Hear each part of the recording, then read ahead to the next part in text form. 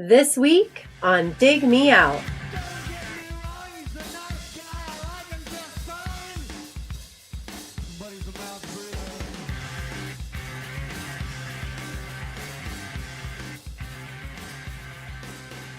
With your hosts, Jason Ziak and Tim Minichi.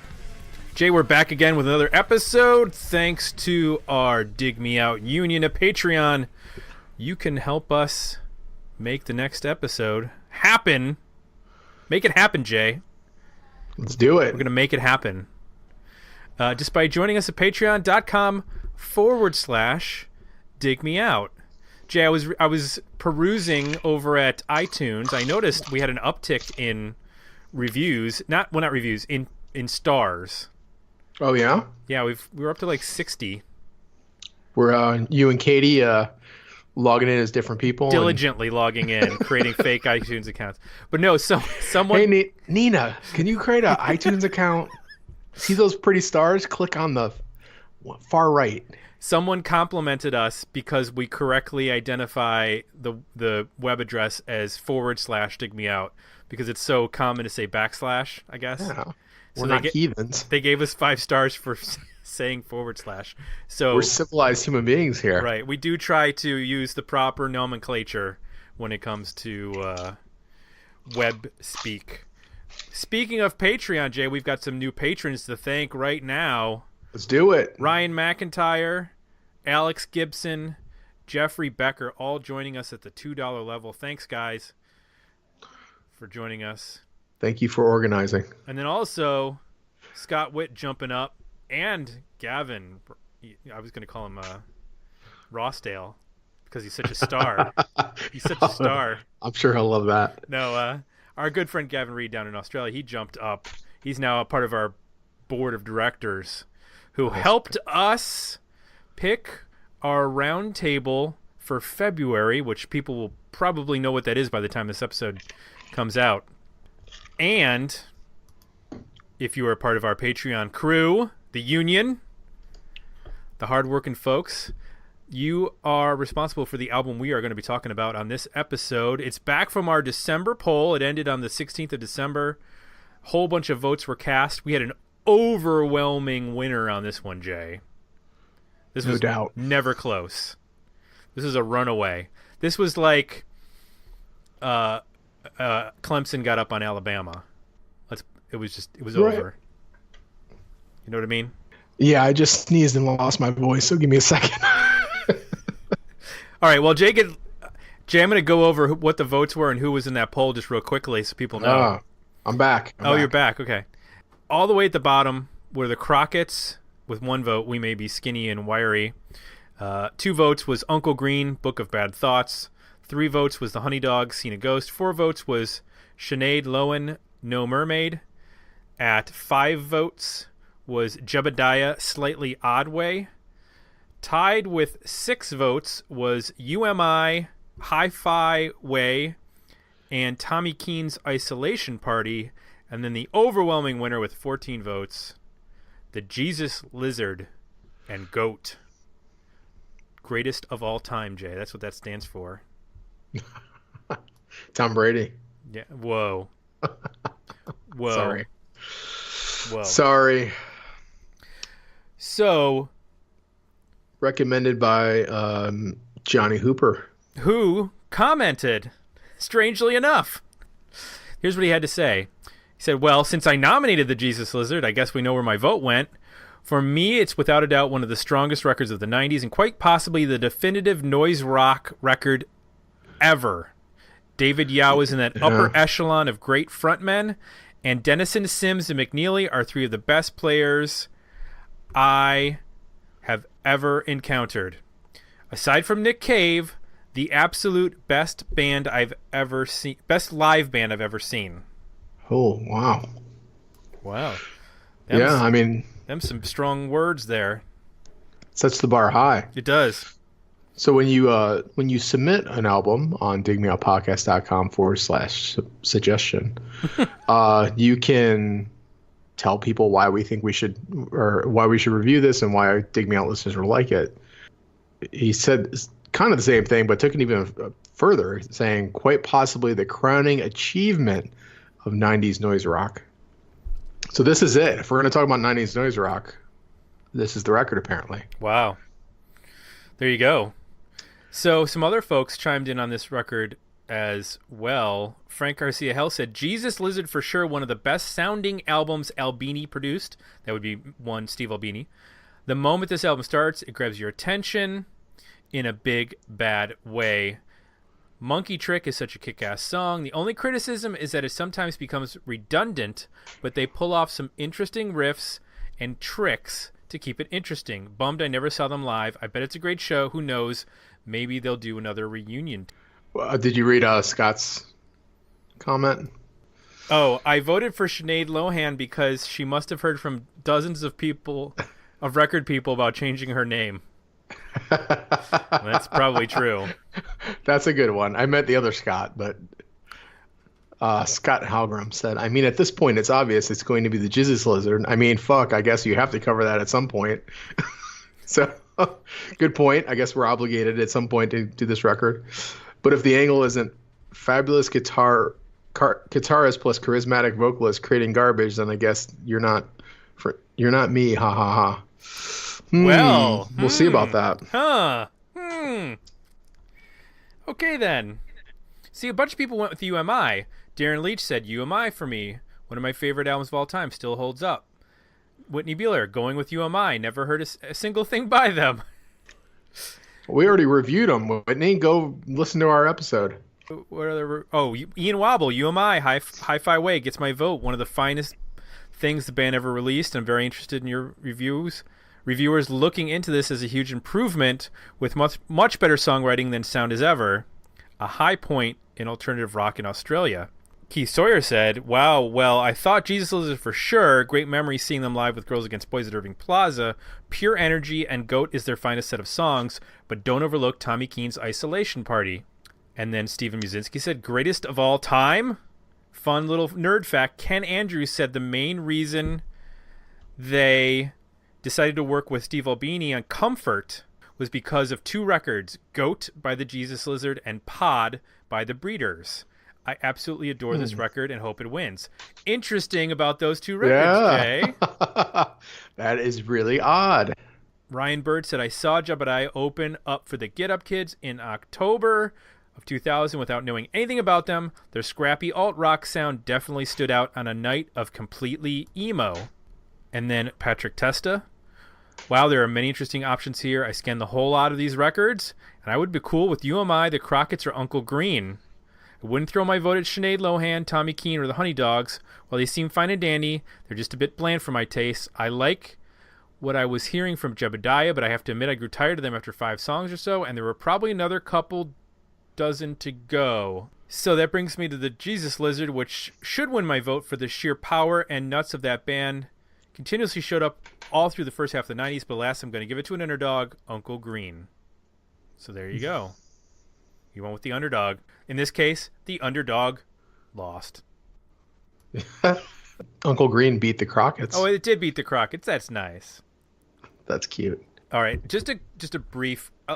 I know the Jesus Lizard in the independent alternative, rock community, they are known, but just for the people who may not know, they're originally from Austin, Texas. Originally, it was formed in 1987. It was just a recording-only project by founding vocalist David Yow, bassist David William Sims, and guitarist Dwayne Dennison. Then they relocated to Chicago, Illinois in 1989, and they hooked up with Steve Albini, added drummer Mac McNeely, and began performing live. Drummer Jim Kimball replaced McNeely in 1996, and then in 1998, Kimball was replaced by Brendan Murphy. So they've been through 3 drummers, but the guitar, bass, and vocals have all been the same. They have released 4 records, the first 4 records on Touch and Go. 1990 was Head, 1991 was Goat, 1992 was Liar, 1994 was Down, and then they signed to Capitol Records, and in 1996 they released Shot, in 1998 they released Blue, and then there were also several EPs, Pure in 1989, Lash in 1993, and then self-titled in 1998. And then there's a couple compilations. Bang was released in 2000 and Inch was released in 2009. And they have 2 live albums, Show in 1994 and Club in 2011. If you're seeing a trend here, every single title of everything is one word, except for the self-titled, which is the Jesus Lizard. So that's so 90s. But they stuck to it, Jay. Isn't that cool? Yeah. That's cool. So, because some bands like Sufjan Stevens was going to do an album project where he recorded an album about every state, and he got like 3 albums into it and was like, "Yeah, I'm done." Yeah, forget it. Yeah, that's going to take too long. A lot of work. Right, exactly. I don't have that much to say about Utah. What can you say? A bunch of songs about Orrin Hatch and Mormons. That's about it. There's not much to do. Idaho, that's a thing? That's a real place. So let's talk about this record, Jay. Goat, the 1991 album by the Jesus Lizard. Were you familiar with them? This is a band I've heard the name and a lot of people talk about, and I know they're revered and respected. Maybe I heard a snippet here and there, but other than that, no, I had not spent any time listening to this band, never saw them live. Didn't know a whole lot. I mean, I generally knew and expected what they would sound like. Probably here for just knowing they're from Chicago. There was a noise rock thing. Probably heard a little bit pieces here and there, but other than that, no. I have a little bit more exposure back in my torrenting LimeWire days. I think I downloaded their entire catalog. Oh, I miss LimeWire. And I ran the catalog, checking it out. Yep. And it's because I have the MP3s, but it wasn't something I've ever gone back to until this record. Right. But I know I at least gave all the records like one cursory listen when I downloaded them. Because you kept hearing about the band, and you're like, I think I have to listen to this band. Right. Exactly. Yeah. Like I downloaded I was only familiar with like 80s Genesis and a little bit of 70s, so I downloaded like all the weird 70s albums with Peter Gabriel I had never listened to back off of LimeWire, and I was like, what is this? Is this when you got all the Deep Purple stuff? Yeah, this is when I got like every Deep Purple record. Exactly. Oh, okay. Of which there are really like 2 good Deep Purple records. Yeah. Let's not get too deep into the Deep Purple. Let's get into the Jesus Lizard. Let's not get distracted. Jay, tell me one thing you liked about Goat by the Jesus Lizard. I love the guitars. The guitar player is really creative. You don't really know as you go through the record what to expect. And there's I guess I was surprised to see it described as noise, because to me it seems very precise. It seems very considered. It seems very methodical almost. So there's nothing to me noisy about it at all. Musically, I really enjoy that. There's a lot of great tones. It sounds amazing. It sounds amazing loud. And just in general, there's a really good, I guess, formula and chemistry between the bass and the guitar, in that it's never overly complicated, but it's always interesting and at its best unexpected and dynamic.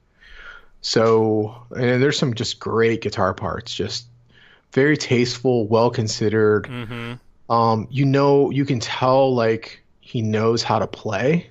And I mean, with some bands that are maybe a little bit more experimental or alternative, they're just going for raw feel, so you don't hear the technique as much.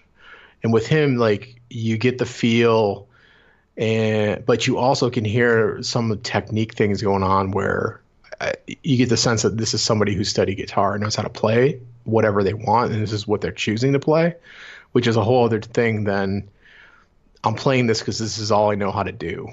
You know what I mean? So, there's some pull-offs here and there. There's some slide things. There's some use of tremolo that's really subtle and cool. So, surprised in that coming in, I guess on the surface, it generally matched what I was expecting. But as I dug in deeper and really listened, I guess I was just surprised at how well crafted it was, musically at least. Yeah. So, yeah, I enjoyed that quite a bit.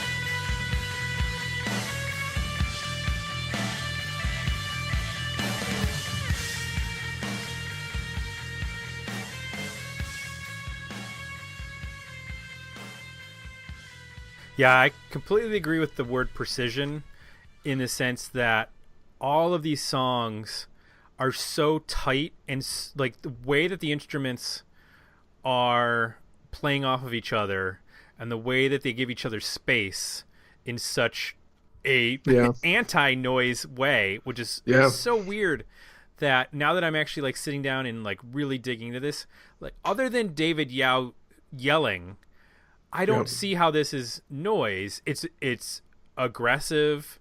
It can be dark, and it can be, it's definitely post-hardcore. But when I think of noise, like I expect way more abrasiveness from guitars and just like feedback, and this is so well constructed and not in a overly thought out where it's like a progressive rock band putting together an opus. It's just his the guitar playing is really interesting from song to song. With that opening song, there's all these cool runs that he does and pull-offs and little licks here and there. And then like on I think it's track 4, Nub is the one that has the slide. It's like evil blues. I mean, it's such a cool sound, the way they layer that on top of these post-hardcore sounds.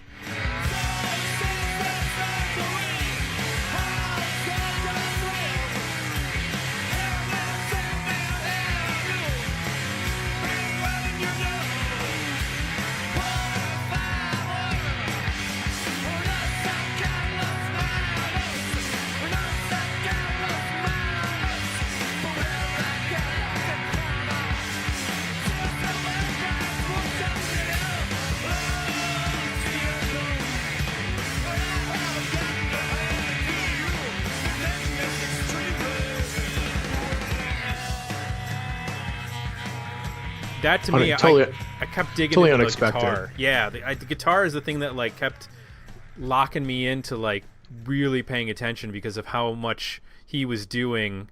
And again, that's Dwayne Dennison, is just all the inventive licks and the way that he gets so much mileage out of.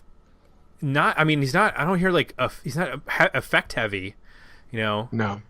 I was wondering about that. I couldn't pick up like a signature tone, meaning, the tone's great. I couldn't understand though and correlate it back to an existing like, oh, that's a Marshall Les Paul or that's a Strat and a Fender. It didn't sound thick enough for like a Les Paul, but I could be wrong. Could just be the way. He kind of had that Albini.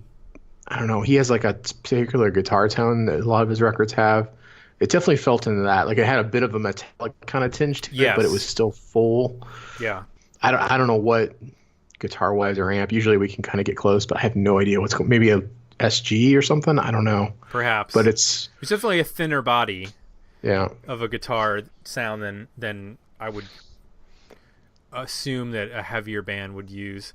But yeah, the guitar playing and the way that it interacted with the whole band was just kept me locked in. And also, gotta love the fact that this is the original version is a 9-song, 30-minute record. Yeah. Now there's a 2009 re-release that adds like 2 additional tracks plus a couple, I think, some live tracks. Live version, yeah. That's what's on Apple Music. Yeah, but if you're just going by the original 9-track version, this is very tight.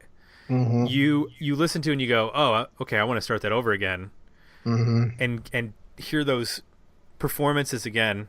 What did you think of David Yow's vocals? Are we on the parts we didn't like? Well, no, not necessarily. I'm just asking what you. Well, I think I have to skip to this part of the show. Okay, go ahead. I don't get it. I don't. In fact, I think it's completely irrelevant on the record. Like, I wouldn't miss. I would actually like this record more if there's just no vocals. Like, I think there's enough going on musically. I don't hear anything that the vocals add ever. Like, there's not even like lyrics that cut through where you're like, oh, that's really clever, and like add something to the music. I just hear like somebody in the background grumbling and mumbling and occasionally yelling. Like, it doesn't do anything for me. It doesn't elevate the music in any way. It only detracts. So that's my complaint with the record. I don't get it at all. Well, that's interesting. I mean, he's mixed pretty low. Yes. So he almost becomes a background vocal. Yes. It's like the lead vocal is actually a background vocal on the record because he's mixed so low on the record. It's like you're at like a club with a great sound system watching an awesome band, and there's a drunk dude behind you like rummaging around. You're like, hey, drunk dude, can you get out of here? I'm trying to hear the band. Now, I will say, like, I thought I was going to dislike his vocal. I don't dislike his vocal. I do agree with you that I didn't come away with a really strong sense of, oh, this is a really good chorus in this song or what have you. I think the only one that really stuck with me is Mouth Breather. Yeah. Because they do a great job of when they actually get to the chorus, it just breaks down to like drums. I think there might be some bass there too. But the guitar goes away and it gets real quiet when he delivers the chorus. And when I say deliver the chorus, I basically just mean like repeat a phrase over and over again. We kind of run into this occasionally where there's a chorus that is built around like a melody, and then there's choruses that are built around repetition that aren't really melodic, but you just say them over and over again and they become the chorus. David Yow's not really a melody-driven singer. No. I think he, when I think of like people like, not Omar, who's the lead singer of At the Drive-In? Cedric. Yeah. That sort of histrionic vocal. At times, Tim Kasher would do that. And actually, the songs like, I think it was Monkey Trick, reminded me a lot of Cursive. I can see how Cursive would hear that song and be like, we're going to start a band based on that song. Yep. Because that's such their sound.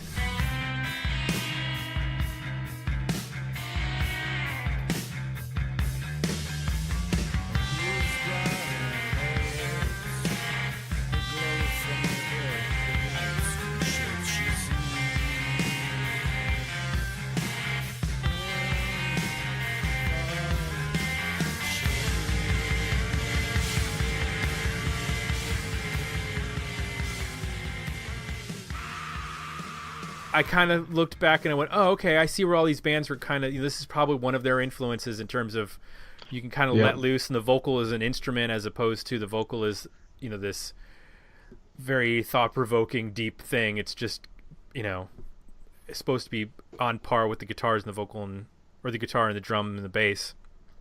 So I kind of let it just wash over me, and I wasn't too hypercritical of it, but I agree with you that I think we said the same thing when we reviewed the Helmet record way back in season 1, because Page Hamilton had not sort of found his vocal yet, and he was doing a lot of screaming. I think we both said, well, we could have used a lot more of this as an instrumental record than a vocal-driven record. I mean, I don't. There's some records we've reviewed where the vocal is like cringeworthy and like difficult to get through. This is just unnecessary. I don't know. It doesn't add, like I said, it just doesn't add anything for me to the song.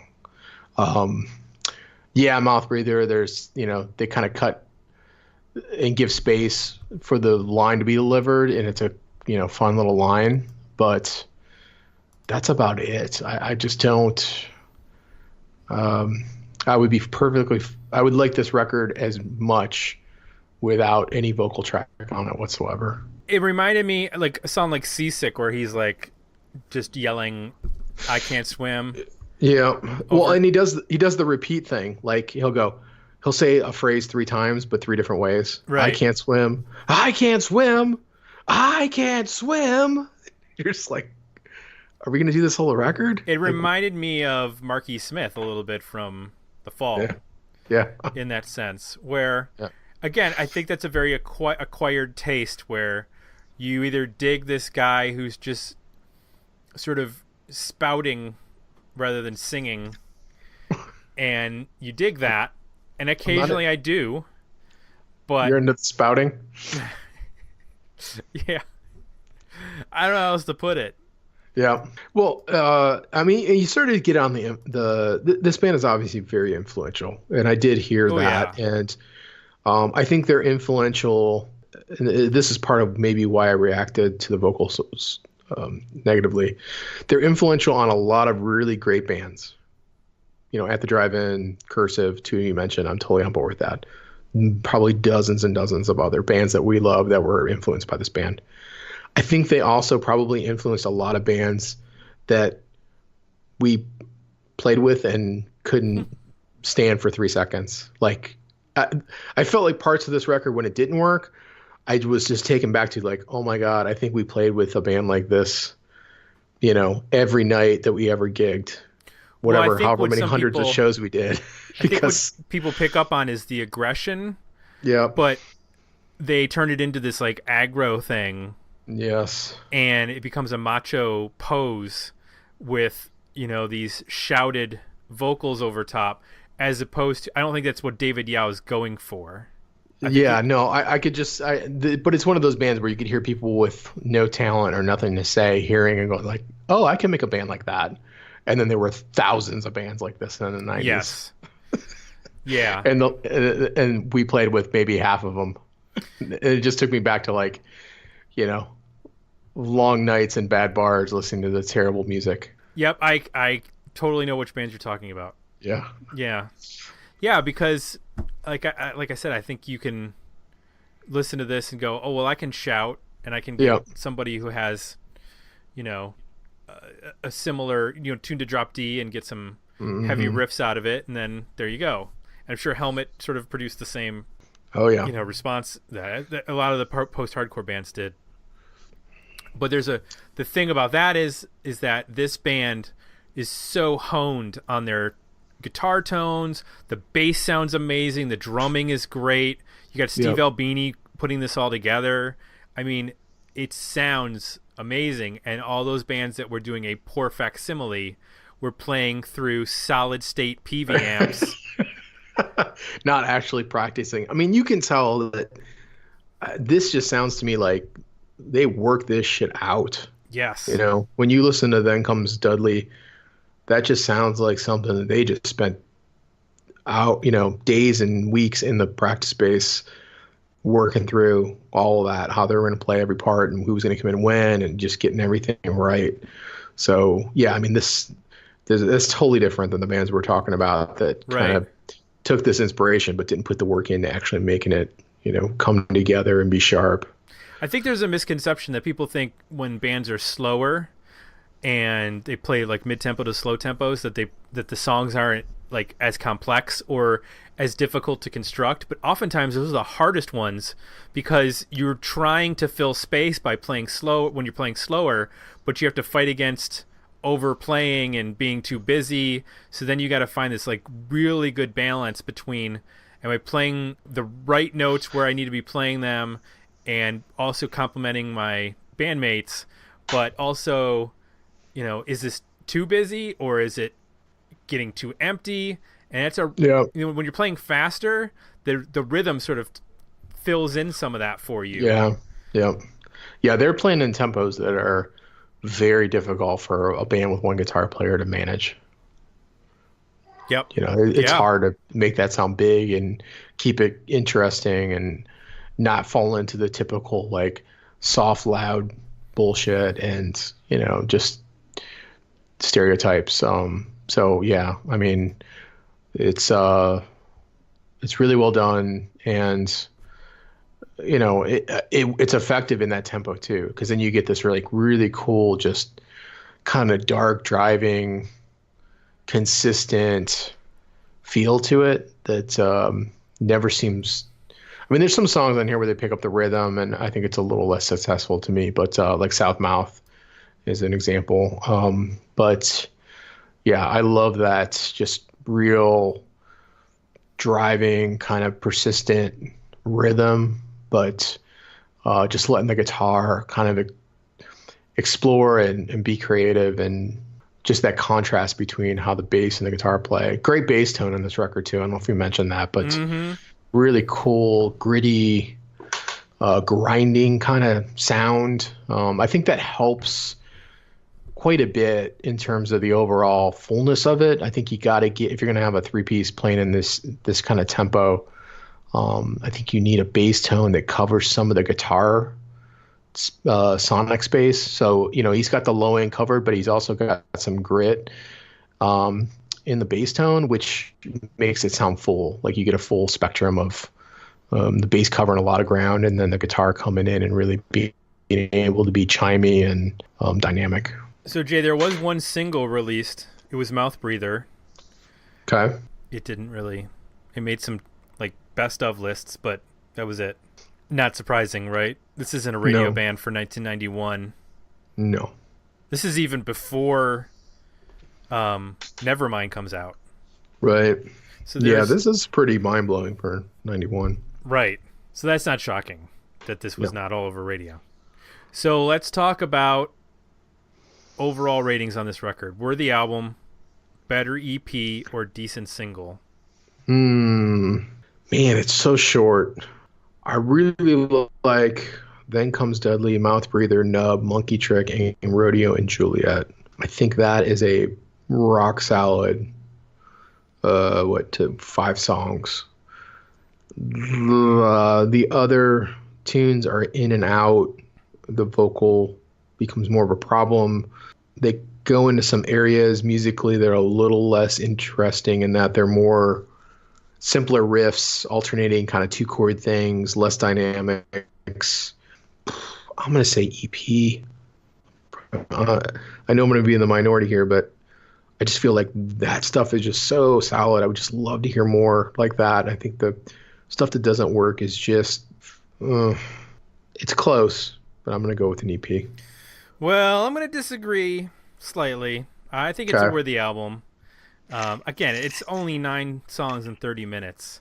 In some cases, that could be an EP. I get it. But I like all the music across here. There isn't a song where I'm like, this is boring to me or what have you. The only thing that doesn't stay with me is his vocal. Just because I